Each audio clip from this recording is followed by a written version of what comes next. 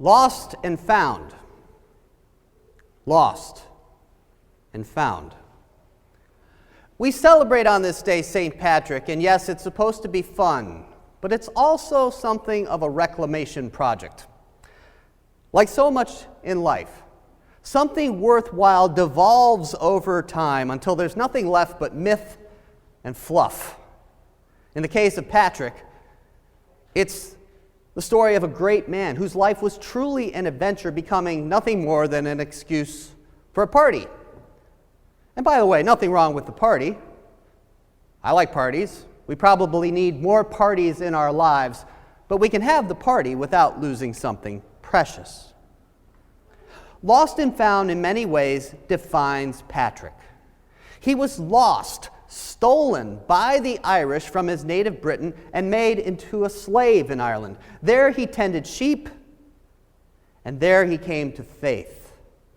A faith that led him to an incredible adventure of escape and a journey home to parents who literally said, "Our son was dead, and now he's alive." But that's not the most amazing part of the story. For safe at home in his comparatively well-to-do life, Patrick began to have visions, dreams. And in these visions, he saw the people of Ireland, the people of that land that had held him hostage, calling out to him, calling for him to come home and save them. And so he studied to be a priest, and he set off, and he became the bishop of this wild, untamed land.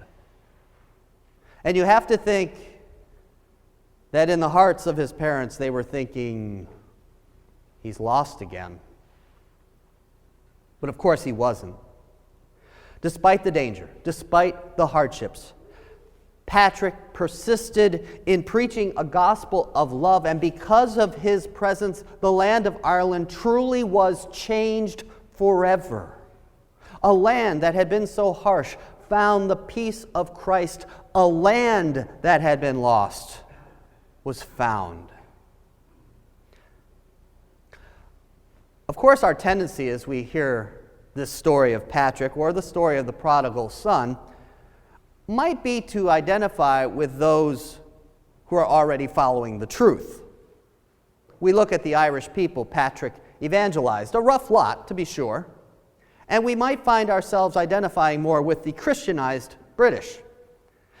We look at the prodigal philandering his father's money away, and we might equate ourselves more with the older son, the ones who know better, the ones who have found the truth and who are living it.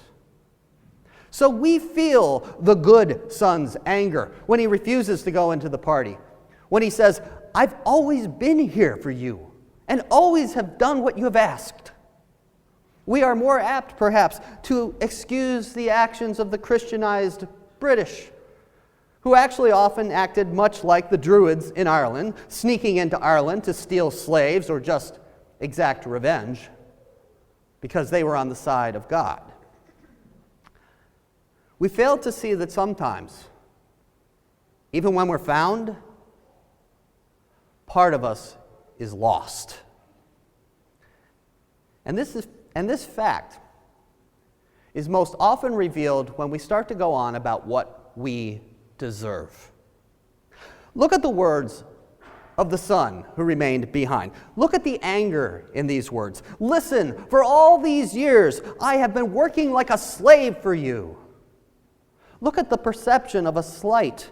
"You have never even given me a young goat so that I could celebrate with my friends." Look at the jealousy. "But when this son of yours came back, who has devoured your property with prostitutes, you killed the fatted calf for him." The good son stomps and rails and cries foul. He won't even call his brother a brother. "This son of yours" is how he addresses him.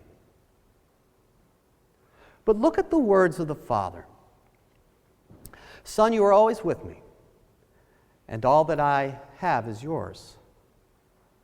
You worked like a slave, Really? You think you're a slave? How? How when all that I have is yours? You wanted a goat? Did you think to ask? Do you really think I'd object if you wanted to have a party? You judge your brother? Or are you just jealous of him? Are you jealous of the fact that he has seen the world and lived to tell about it? The Father gently reminds the Son, you have been privileged. You have lived in privilege. And this privilege has blinded you. It has blinded you to the fact that we must celebrate this day. Maybe it's blinded you even to the fact that you're a little lost yourself.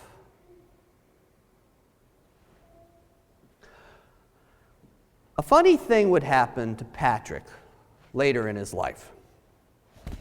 When he asked to become Bishop of Ireland, to go to Ireland and spread the gospel, very few objected. They were too smart to object. No one wanted to be Bishop of Ireland. No one wanted to put their head in the Irish lion's mouth. Being Bishop of Ireland could get you killed. But it appears that his success made others jealous. And so questions were raised as to his education, which was sufficient but not terribly extensive. Questions were raised about his methods, for he admitted that he would bribe chieftains for the rights to talk about the faith with their daughters, knowing full well that these princesses would then grow and raise their sons and daughters in the faith. Questions were raised about whether he should be replaced with one of the more educated bishops in England. Bishops who wanted what he had built into a plum position. In short, they accused Patrick of being lost because they wanted what he had. His answer is simple and direct. To paraphrase, he said, I am a sinner proclaiming Christ. I am lost without Christ. Christ surrounds me, and without Christ, I am nothing. And then in a move that shows he was not exactly a country bumpkin, he says, you want to talk some more? Come visit. Come and get me. Knowing full well that his audience is far too cowardly to do so. The parable of the prodigal son is, of course, one of the great works of literature that the world knows. I have to admit, I always feel silly, almost stupid, preaching on it. It's like reading a poem of incredible beauty, or singing a song that somehow makes the soul complete, and then trying to add a few lines of your own at the end that are interesting. But remembering Patrick on this day, and remembering his humility, and his passion for the lost, and his relentless pursuit of a life that proclaimed Christ, gave me an insight to this story I'm not sure I ever really had before. I always understood how the prodigal could be lost and found. I came to understand how the older son, the good son, could be lost and then found.